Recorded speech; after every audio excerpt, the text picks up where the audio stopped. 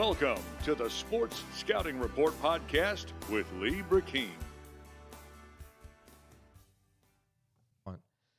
Hi, everyone. Thanks for everybody joining us. We've got a great show today, and one of our guests is Oscar Shoenfelt, a sports agent for many years, representing both NFL players, NBA players, all over the United States, and a friend of mine, and met, Oscar many years ago, back in, Oscar, I think it was, 95, 96, 97, something like that. It's in the book, I think. Right, Lee. There's actually an historical marker where we met at Hooters. Well, I'm just kidding there. Yeah. We met about that time. You were doing a football show, some of your award shows back in when you used to do those. Yeah, well, we're listening to Oscar Shoenfelt, who's a native of Shreveport, Louisiana, and lives in Baton Rouge. But actually, Oscar's calling me from North Carolina. Tell everybody where you are in North Carolina. I am in Montreat, North Carolina, which is approximately 20 miles from Asheville, near a town called Black Mountain, the former home of Billy Graham, who used to live actually probably less than a mile up the hill where I am right now. Okay. That's some good facts for the listeners. But you have a book that's come out, and you told me for a long time, Lee, I'm going to write a book. I should write a book. I said, yeah, you should, about your life as a sports agent and a lot of the people that you represented. Willie Williams, who I know that played for the Saints, Toronto Argonauts, offensive lineman, LSU, Rufus Porter, who played for the Saints, Stanley Roberts played in the NBA in Europe, Darwin Ham, played in the NBA, and several other players that you represented. And tell everybody about your book and what it's about, and it's a good read. The book is a compilation of stories, things that just happened while I call the name of the book is Sports Agent Up the Mountain and Down, and kind of reflects the stories that I had of trying to break in and then climb the mountain of becoming a sports agent. I think I got to the top and then kind of went down fairly quickly. But I was an agent, NFL PA, and an NBA PA certified agent from roughly around 1980. Not that old. Not that old, yeah. 1989 until approximately 2006, I am still an NBA certified agent, and actually even have a client right now, Jonathan Motley, who plays for the Clippers. I'm working with him with a bright young agent, Michael Sheldon, who went to LSU Law School and worked with me some, and we talked about it, and he actually got certified as an NBA PA agent this year, and we were fortunate enough to sign Jonathan and help him out. Haven't done a lot for him yet, but we just signed him a month ago, I guess. Yeah, I didn't. I never told you. You being a friend of mine, Oscar Shoenfelt, is that I graduated in 1989, the year you started as an agent, high school. Well, that's how old I am. I'm 66 now, Lee. A little bit of background. I played football at Captain Shreve. Shreveport. Graduated at Shreveport in 1972, and I talk a little bit about that, and there's some photos from there in the book. And then I went to Abilene Christian University and graduated in 1976 and got my JD at LSU in 1979. Worked as a lawyer on the defense side, and then moved to Baton Rouge and did a little bit more work for the defense, but became a plaintiff's lawyer in primarily medical malpractice in 1985. And I had a pretty understanding group of partners, and I kind of always wanted to try to be an agent, so I just got certified by the NFLPA, I think in 1988 or 89, and just started kind of recruiting and got extremely lucky to get Willie Williams, who you mentioned, who played for the Saints. And then I guess the thing or the person who kind of changed my life was Stanley Roberts, who was a legitimate lottery pick, and he played with Shaq, teamed with Shaq. I tell people he was as good as Shaq or better, but they always look at me like I don't know what I'm talking about. I agree with you. I remember that. I remember Stanley when he came in from Lower Richland, South Carolina. He could shoot the ball better, and he just was more polished when they both came in. And people still don't believe. They'd probably think I'm crazy, Oscar, for saying that. Well, he had a tremendous offensive skills, and he was 7 foot. I guess when he first came to LSU, he probably wasn't, but about 250, 260 maybe. But he was a definite lottery pick at that time. He had come, interestingly, there was a lot of issues about people pressuring him to go to certain universities, and became kind of a national story. But he did come to LSU with a guy named Jim Childers, who was his high school coach, who became a friend of mine. Is a tremendous person and has a great family. I happened to be an NFL agent at the time. I'd never done basketball, but he became ineligible in August after the draft, and was wanting to go overseas very quickly. I'm talking about the season had already started, or was about to start in Europe. So he came over, and then I got an introduction, and he said he was going to sign with me, which shocked me a little bit. But I ended up signing him, and then actually signed him with Real Madrid, one of the best teams in the world, within a couple of days. And the events that happened at that point, we ended up going to Spain, and he played over there for a year, and I went to Spain a couple of times, and he went to the draft the next year, and all that is in the book. Stanley is probably 40% of the book, because he had a colorful career with several different teams. Another player that I signed, who's a big part of the book, was a guy named Irvin Johnson. Yeah. Not Magic, but Irvin Johnson, who played at UNO. Another big guy. 6'11", about 245 pounds, and played in the NBA 13 years.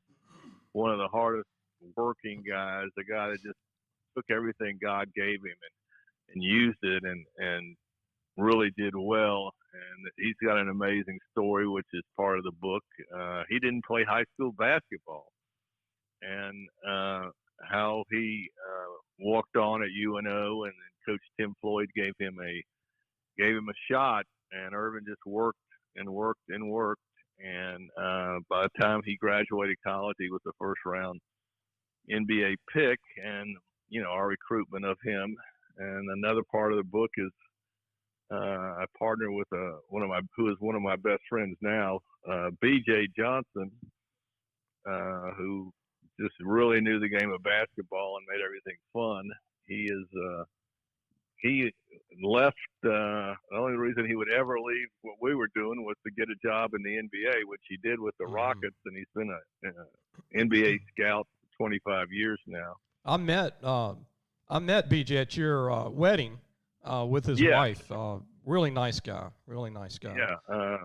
Actually, Stanley and Willie and BJ came to were at the wedding, and some of the other people we met and along the way and were big factors were Darvin Ham, like you said, who is now a coach at Philadelphia. A guy named Mark Davis, who was from South Louisiana and ended up playing for Philadelphia. And then Damon Jones, who's now a talk show host of sorts on ESPN. He was one of my clients. I didn't know that. I didn't know he was. Huh. Yeah, I started him out. He later left me. That's all part of the book. The book tries to give, I kind of go through what happened and, the players, a few of the players. I mean, I did do a lot more NFL contracts, but it was mostly low draft picks and free agents, which a lot of those guys didn't make it. And they did their best, but it is a difficult way to make a living, which is emphasized.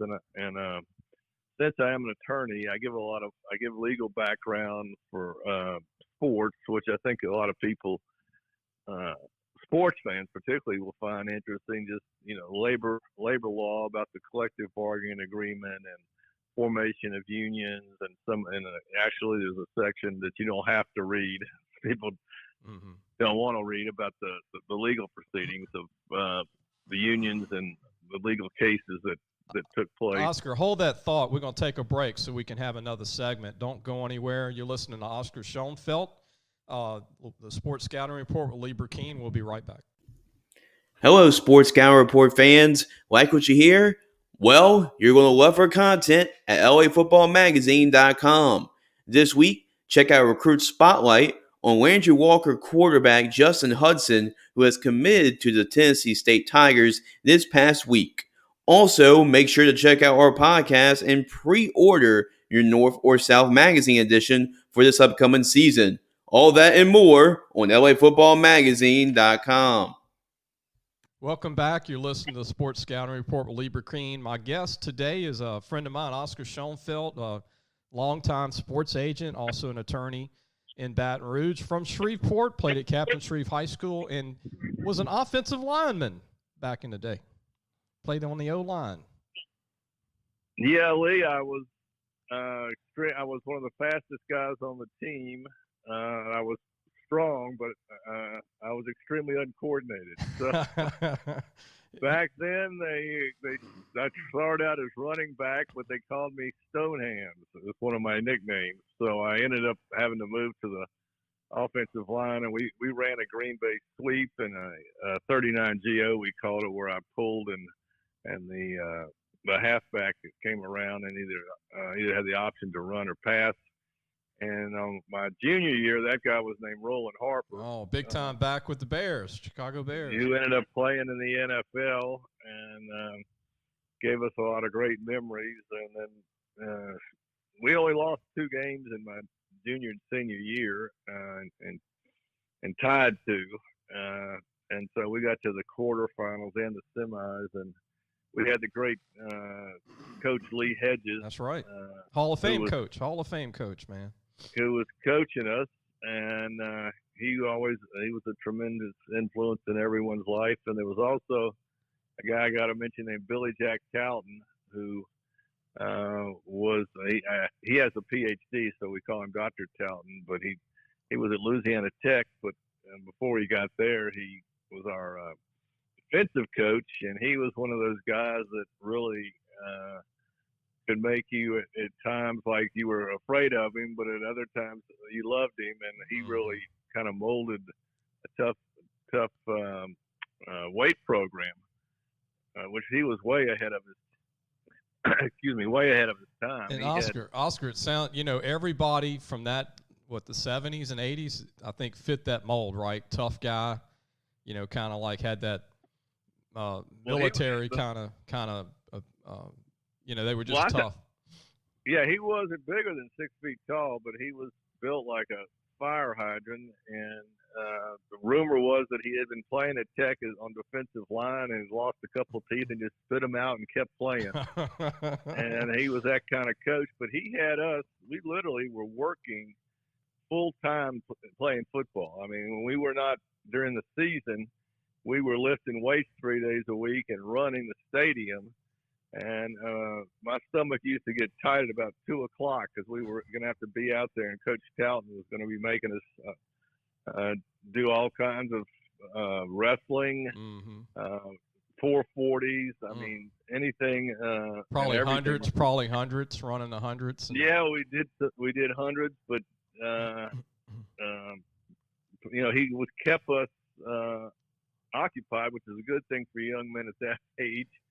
And also, he had 8 sets of Olympic weights, and we had a really, really strong team.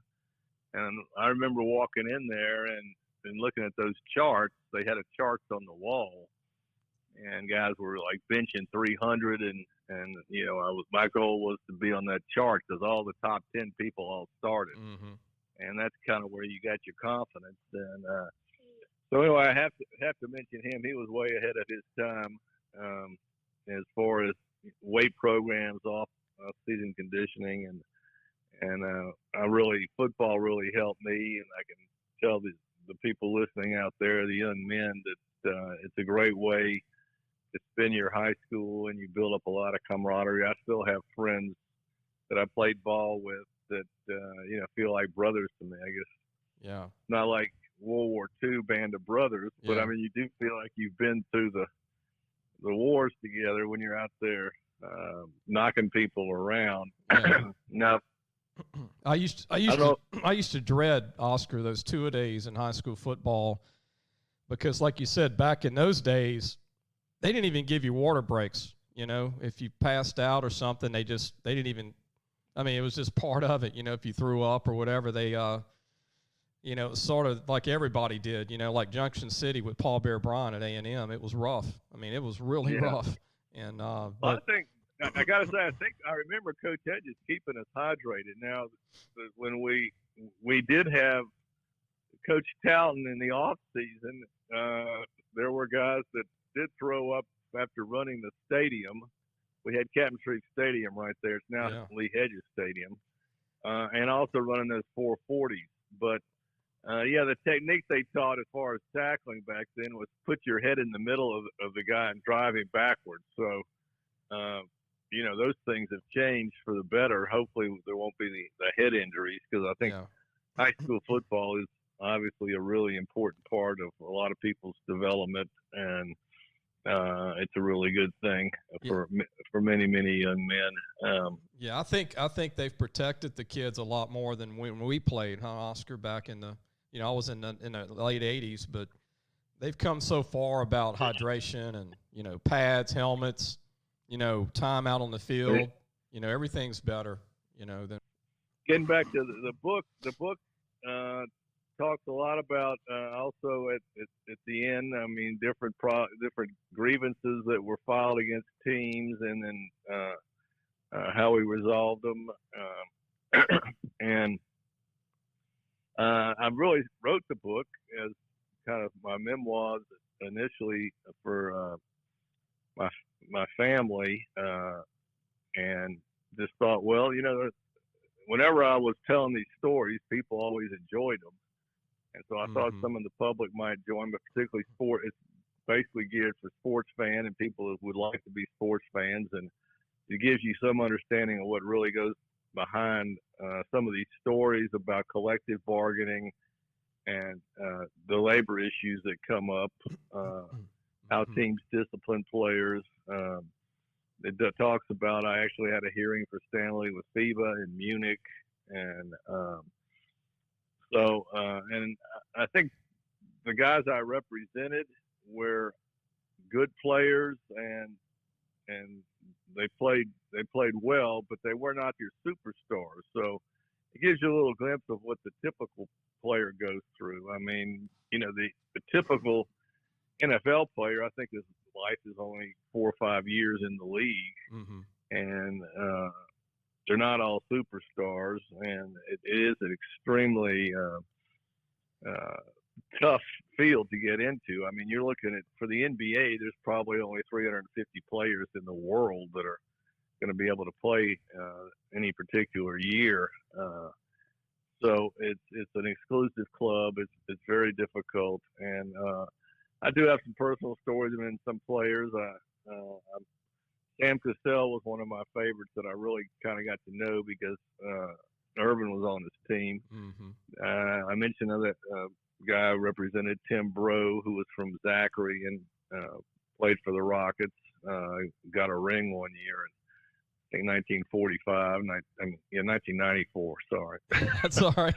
Hey, look, we got to take a break, Oscar. But when we come back, I want you to, if you don't mind, tell people your expertise on what it's like to get your license. How does that work, and how do you sign somebody up and all that stuff? Would you mind talking about that when we come back? No, sure. We're going to go take a break. You're listening to the Sports Scouting Report with Lee Brecheen. We have Oscar Shoenfelt with us, sports agent and attorney from Louisiana, from Shreveport. Also want to mention he was a teammate of Bo Harris. That was a linebacker for the Cincinnati Bengals for many years, was at Captain Shreve. Bo Harris played at LSU. We're going to go take a break. We'll be right back. Parents, are you looking for advice on getting your high school athlete recruited by the right college? Lee Brecheen is your answer. Lee has been doing it for over 30 years. He knows the ropes, and more importantly, he knows the people. Lee offers turnkey service from evaluation, creating highlight tapes in the correct format, and complete guidelines for effective communication with the schools. No matter the sport, girl or boy, no matter what grade your child is in, let Lee Brecheen help match your child to the right college fit. Go to our website, lafootballmagazine.com, and get connected today. Welcome back. You're listening to the Sports Scouting Report with Lee Brecheen. We have Oscar Shoenfelt as our guest, who's a longtime sports agent and attorney in Baton Rouge from Shreveport. And Oscar, before we get into talking about being a sports agent, tell everybody the name of your book again, and how can they get it? Is it on Amazon? Do they email you? How do they get it? Well, the name of the book is Sports Agent, Up the Mountain and Down. It's still being put together. I finished the writing part. Okay. So it should be available. I'll have some kind of, it's not the best time to release a book with this coronavirus going, you know. But that's kind of what the book's about. And you had asked me about getting certified, and that's one of the things that the book really goes into detail. It's kind of really, it could be considered a how-to-do book if you wanted to be in the sports field, or if you wanted to attempt to be a sports agent, which is extremely difficult. It's an extremely tough business and probably one of the most corrupt. And I do go into some of the things that have happened recently with the FBI sting, with the Adidas executives, and conviction in those cases. So it is set up till modern times, and really, I guess one of my observations was that with these issues with the shoe companies and the issue of players being paid has changed some. There's been progression in the last 20 years with a number of legal cases as to what players can and can't do, and of course, and the involvement is the NCAA, which I talk about the development of the NCAA and their rules. But if you want to become an agent, there are a lot of areas where you need to do research on the rules. But the main starting point would be what we call labor law, and as a let's just say an NFL agent, when I decided I wanted to start with football because I played football, I researched, how do you become an agent? Well, the real certifying body for that is called the NFL Players Association, which gets into the labor law, and I talk about in the book, is that the Players Association was formed by the players to represent them. And once they have certain procedures they go through, they are certified by the National Labor Relations Board as the exclusive bargaining agent for all players. And as the exclusive agent, they can give you the right to represent individual players. Now, when I started, I can see if I can get this date right. Okay. not 1940 something, but yeah. Yeah, I'm in 1988, okay, or 89.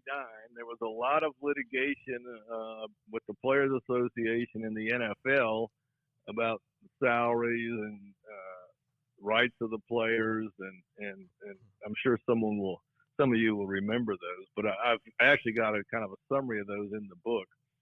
But in 1988, all you had to do to get, quote, certified as an NFLPA agent was you fill out an application, and they checked you out, and then you paid a certain amount of money. It was, I don't even know if it was off the top of my head. I think it was probably around $1,000, and then you were certified.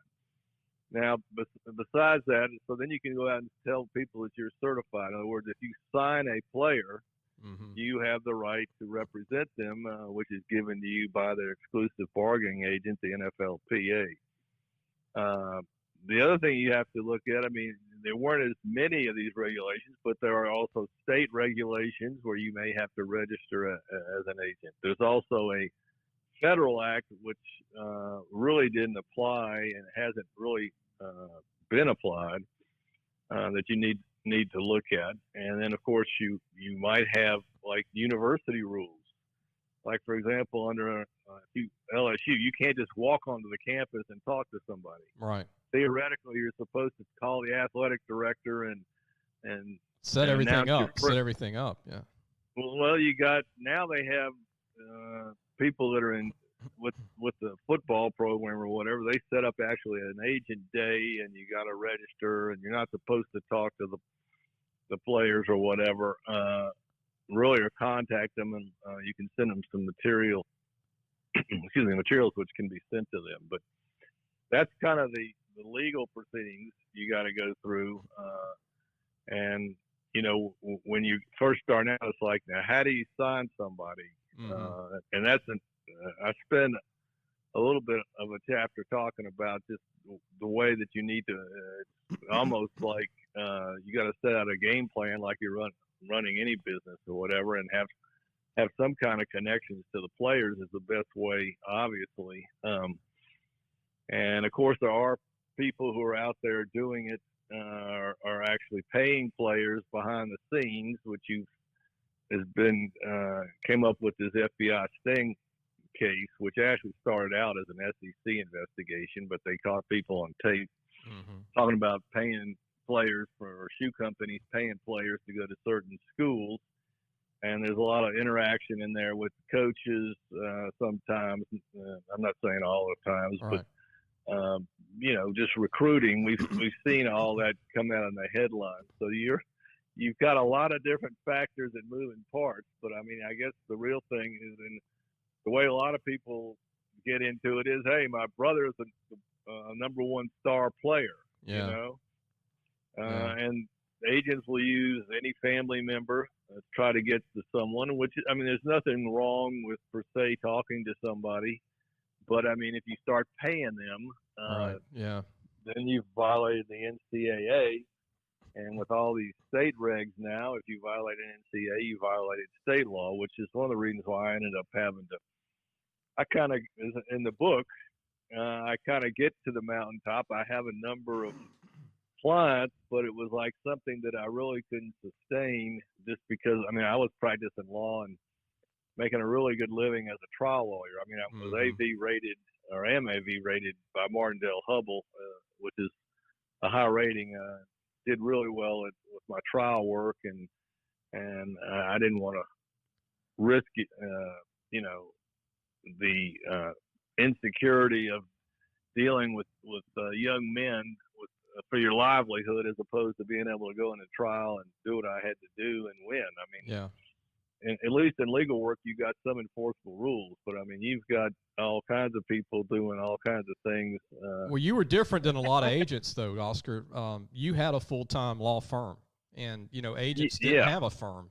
And so, you know, you're now able, you know, later in your life to go back to the sports agent side of it, do more, because you spent all those years building your practice. And I know you. Yeah, I've built my practice up, and then, you know, I'm 66 now. I'm kind of semi-retired. I had a health issue come up, so I've only got 3 or 4 cases, but I am of counsel with my old partner.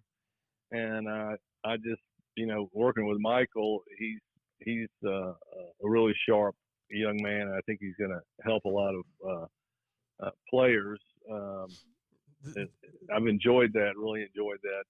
Oscar, a question a lot of people talk about in conversation. I've had it with a bunch of friends, and I want to get your thoughts on it as an agent. But what's your thoughts on going to practices or scrimmages of, you know, high school basketball players, football players? I mean, everything that's done obviously is legal, but you know, that's not the easiest thing. Like you said, you got to call the university to get it, you know, have the agent day and all that stuff. But what is your thoughts on going to practice to watch them? I mean, and how does coaches treat that, like, of the teams? Well, I can tell you from the beginning, coaches don't like agents around, because agents generally are up to something. Right. And so it's not like you can actually do that. I mean, the agent day is one day. And I mean, do you realize, like, when you go to a basketball game, they have someone from the school who's photographing everyone that goes in or uses a student pass to see if there's an agent involved. Yeah. I mean, on the school level, you know, they're worried about NCAA enforcement, and they're worried about things happening that could disqualify the entire team for the season. So they've got photographs and of who goes in and out and that type of thing. So there's not really. Of course, I've walked into, you know, that we get back to the coaches. I mean, I've walked into a stadium and seen an agent sitting there talking to a player with the coach's consent, because I mean, the coach is a good friend of the agent. Yeah. And I mean, you know, this is the sports world is a very personalized business, as you know. I mean, most coaches come up from coaching staff from, you know, working with the other coaches before, or knowing them somehow, and it's like a big fraternity. The one question I had too is the new thing today is you start seeing these agents becoming their financial advisor and their agent. What do you think of that? And is that kind of? Well, there's some agents they were using. That was one of the ploys that they were using for some time. That, you know, I'm not an agent; I'm a financial advisor to get to the kids. They ended up having to. You have to be in the I think it's the NFL. You have to be an NFL certified financial advisor. Okay. No, I don't think.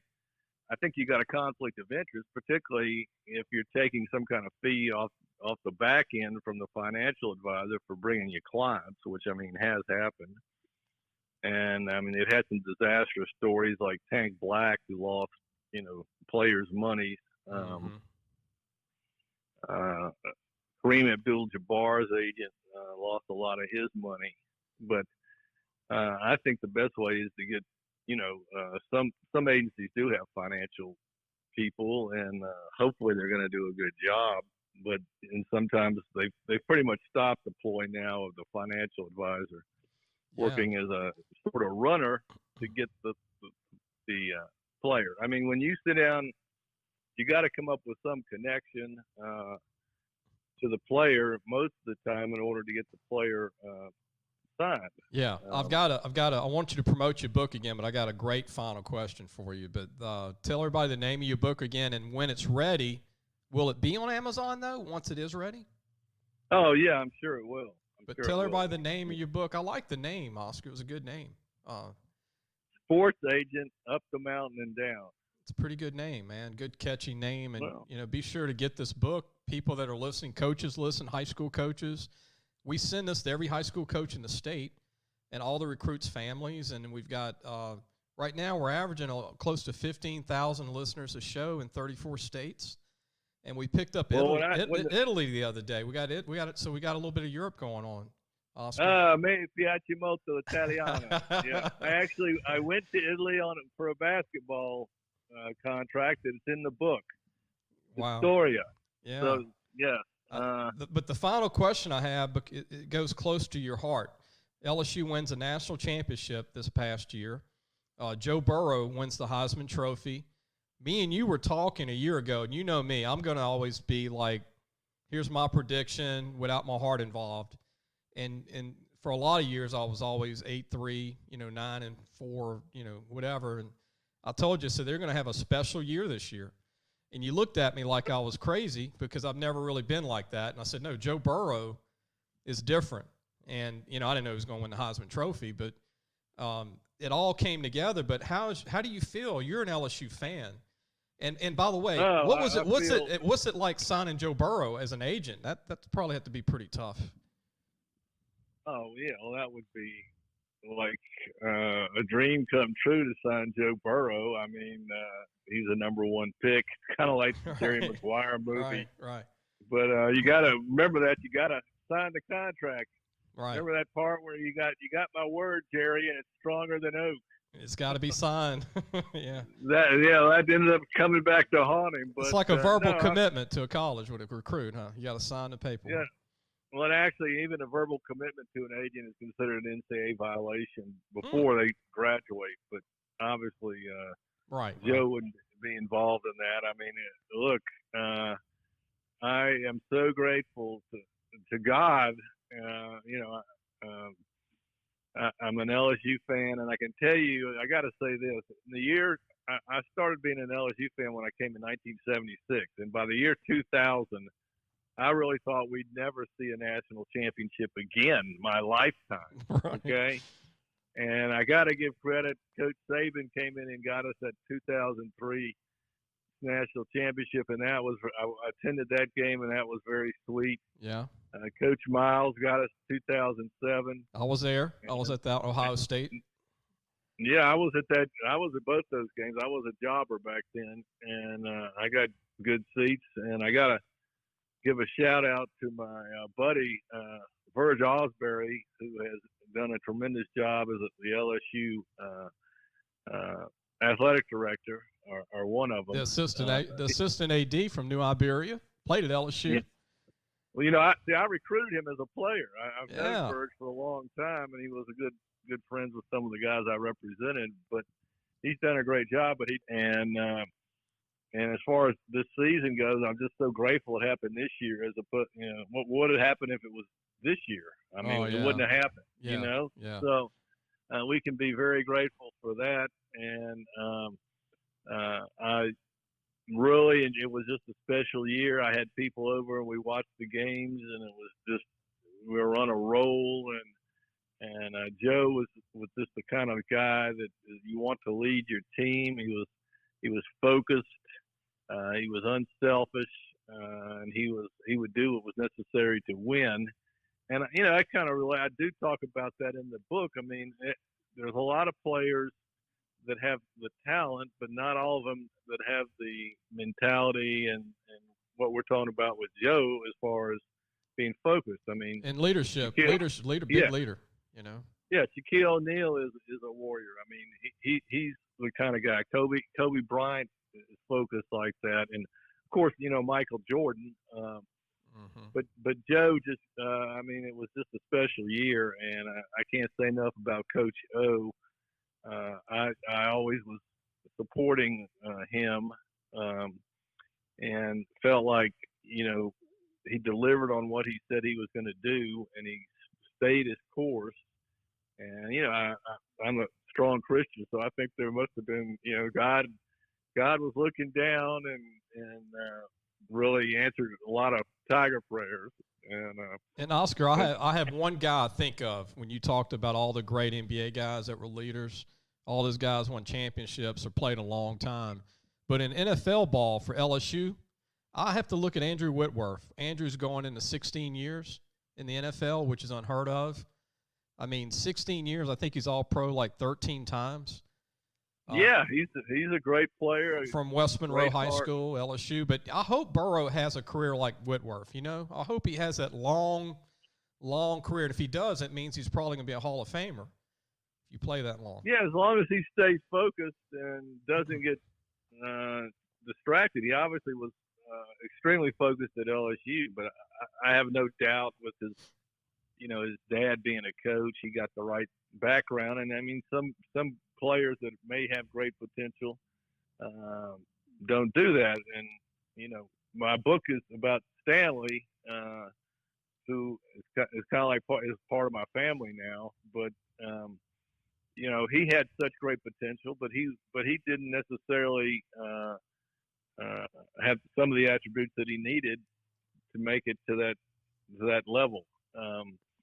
But in the end, he went back to LSU and got his degree, and he's really doing great. He's got a job, and he's taking care of his kids and doing the things that we people do to live out a useful and productive life.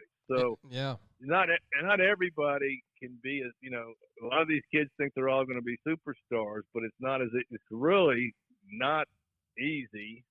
and it takes a tremendous toll on your body, and you take some luck because injuries can always come into any career.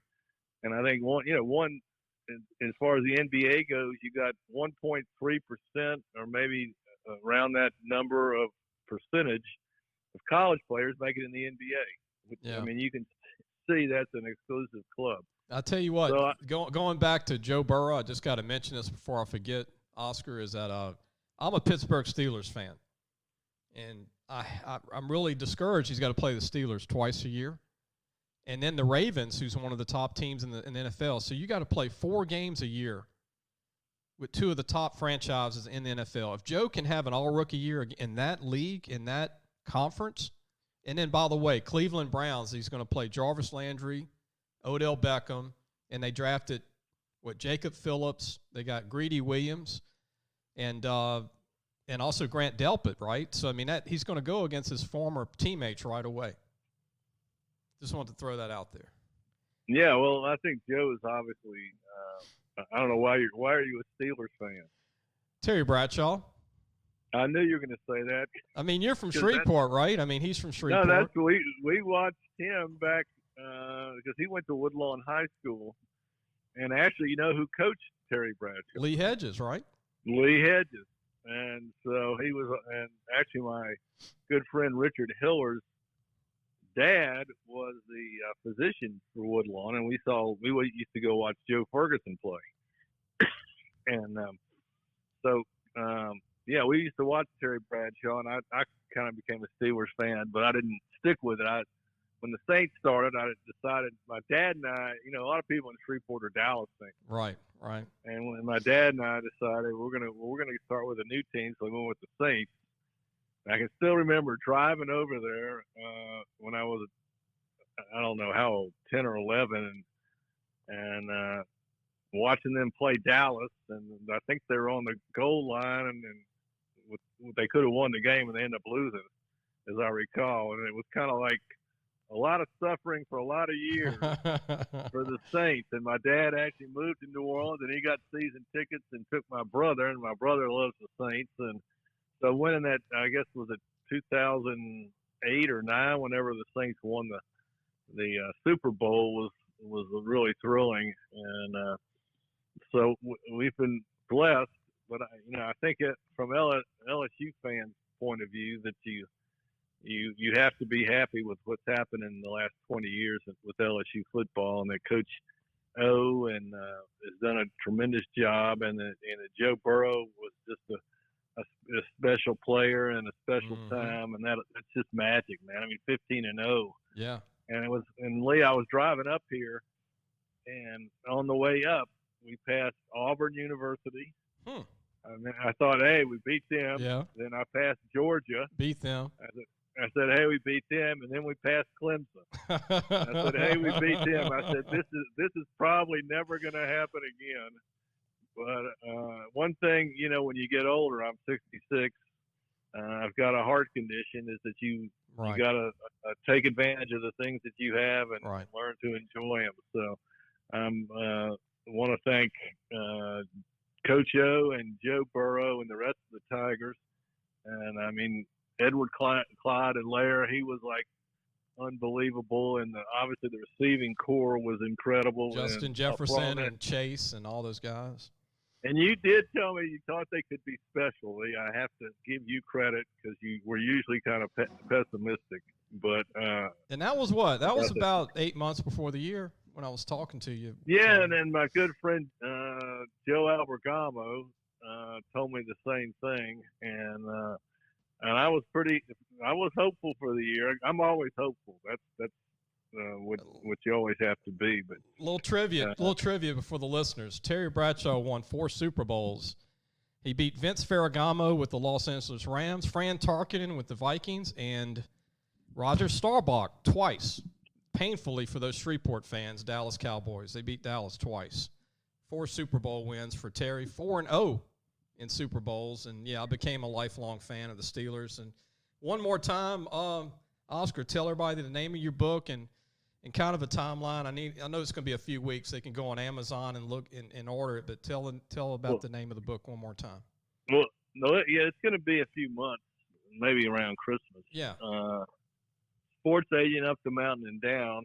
And a little more trivia. When I was at Abilene Christian, I used to get to watch a guy by the name of Wilbert Montgomery. Oh, I didn't know that. I've never really talked about that with you. I forgot he was there at the Eagles. Yeah, I mean, that was such a small school that everybody knew. I mean, I'd come out and talk to him after lunch and stuff, and get to meet his brother played there. And then we had a guy named Clinton Longley who was a splash with Cowboys for a while, but Wilbert had a really long and productive career with the Eagles. And Oscar, I didn't tell you this, but back in the 70s, I was a huge fan. Wilbert Montgomery was like 5'8", 200 pounds. Yeah, kind of like Kevin Falk, right? And he was not big. He was being the handoff would go from Ron Jaworski, the quarterback, and they went to the Super Bowl. Remember, they played the Raiders. Yeah. And lost to the Raiders, I think, in New Orleans. And the Raiders won Jim Plunkett. And but yeah, I mean, I was a huge Wilbert Montgomery fan. And have you talked to him at all since college? No, I mean, we were not. I was not like one of his really good friends. Yeah. I just happened to when there's only one place to eat on campus, on the school cafeteria, and I just come out and say, "Hey, how's it going?" And he was a really quiet guy. Okay. He was kind of a quiet guy. But I tell you, man, when I got there at Abilene Christian, I mean, it was just like unbelievable. We'd go to these games. There weren't that many people there, but you could tell. I mean, he scored like 50 touchdowns in a season, I think. Wow, I mean, that's it was a lot. That's a lot. Just watching him play and run was just like so much fun. And we won the national NAIA championship in Shreveport. We drove over, and they had it there for some reason. I can't remember why, but that was a lot of fun. And then when I went to Tiger Stadium, it was a whole different ball game, I can tell you, at law school. But I didn't do a lot of tailgating back then because I was in law school and I wanted to do well. And I did start really watching LSU basketball and really enjoyed Coach Dale Brown and the teams that he had. And I was a huge LSU basketball fan, and so it was a lot of fun representing Stanley. And looking back at it, I'm grateful for the opportunity that I had. And, I got to do a lot of different things than that people don't ordinarily get to do. And that's all in the book. And, I brought my son to like the NBA All-Star game. I got to go to the finals when Irvin was playing with Seattle against Michael Jordan. So I got to see a lot of NBA games, and I kind of talk about the difference in NFL, NBA agent. I mean, NBA is the way to go for me, just because of the fact that there's only 15 players or so on an NBA team, so you're a lot more close to the earth as far as seats and just being involved with the team and traveling. And NBA players, they have 82 games and they're on the road for half of them, so you can really catch a lot of games, and they stay in the best hotels, and you get a little discount if you want to go watch your player. And so I enjoyed all that and kind of worked it in with my law. And Oscar, what I've learned, knowing a couple of general managers, like a few, being an agent in the NBA, but there's so many games in the NBA that general managers don't even go to all their road games for the team. Well, no, a lot of the general managers generally don't. I don't think they just. Basketball operators generally don't go on the road with the players necessarily. People assume they do, but they don't. They just too much. But for example, what's happening now with this bubble in Orlando, I think all the general managers are down there because it's going to be for the length of the playoffs, and I'm really hoping that's going to be successful. I mean, it's a huge undertaking, obviously, and it has huge financial implications for the NBA, which is really been well managed. The pitcher from the Washington Nationals, I believe it was talking about sports, and he said some of the effects that I thought was pretty interesting. That he said sports is an addition. Sports is something that a society, a functional society, gets to have because they're functional, you know. Mm-hmm. And problem right now, we're somewhat dysfunctional with this virus. So I don't know if we're going to be able to have sports. We don't want to risk the players' health, and so if we can do whatever we can to get back to some normalcy and get the economy going, then I think that's what we should do. And at the same time, it's a lot of people's favorite hobbies. You know, it's their favorite hobby, what they look forward to. You know, it's that's what I'm saying. Some people, it's the whole family tradition, just the tailgating for sports. Not even the game itself, but the event to see people they wouldn't normally see every year. Yeah. You know, high school and college games. Yeah, if you look back, I mean, if we're getting into some history, it's like if you look back when basically you had to spend all your time just trying to survive, just making enough money to get enough food, or not money even necessarily, having enough food to survive. You spent a lot of your time just surviving. That was in like the late 1800s up until the Industrial Revolution. And then we had, you know, a lot of people that still were working in factories 12 hours and didn't have as much spare time. And then our society got to a point where we do have spare time. I mean, we can go to work. We work, you know, 40 hours a week, and we have spare time. I wish. Functional society.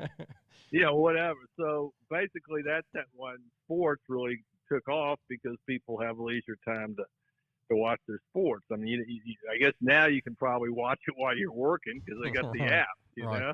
Right. But so if we're functioning, it's great. But at this point, you know, it's like in one place they're wearing masks, one place they're not wearing masks. So I'm not going to get into all that, the way people feel about that. But I'm just saying it's hard when you've got this disease process going around.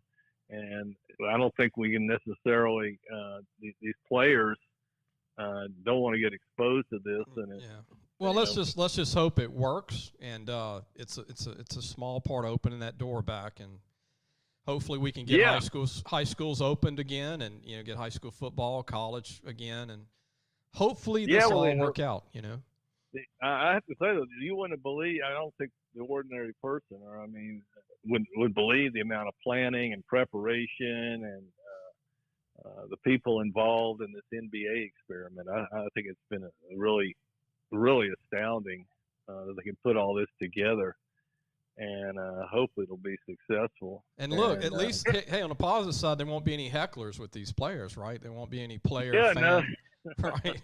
There's nobody in the stands. I'm looking forward to watching something live, you know, and I think it will probably help the NBA pick up some fans.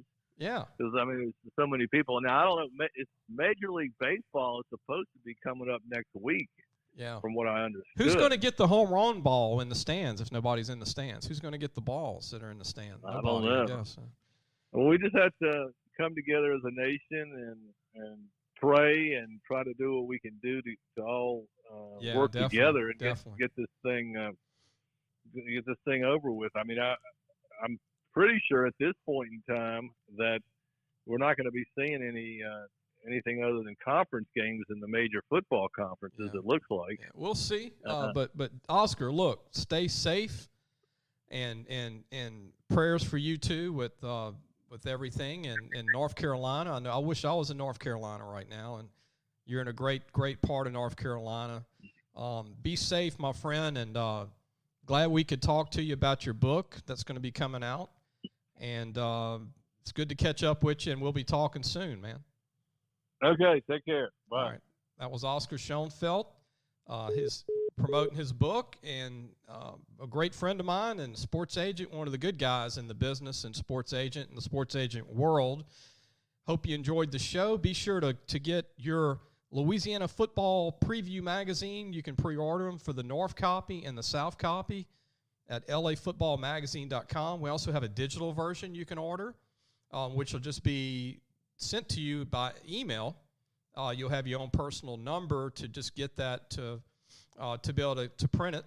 It's not a hardback copy, but then you have the hardback copy you can order. And we're going to put our magazine out, even though all these tough times, we're doing it. I mean, this is what we do. It's our 24th 24th year to put out our preview magazine with Louisiana Football Magazine with Lee Brecheen. And our family, Dolores Thompson, my mom, Carl Thompson, Jace Lejeune does a great job for me. My editor, Carl Accardo, our designer, and our great printers that we use also. But look, I hope everybody enjoyed the show. We'll see you next week.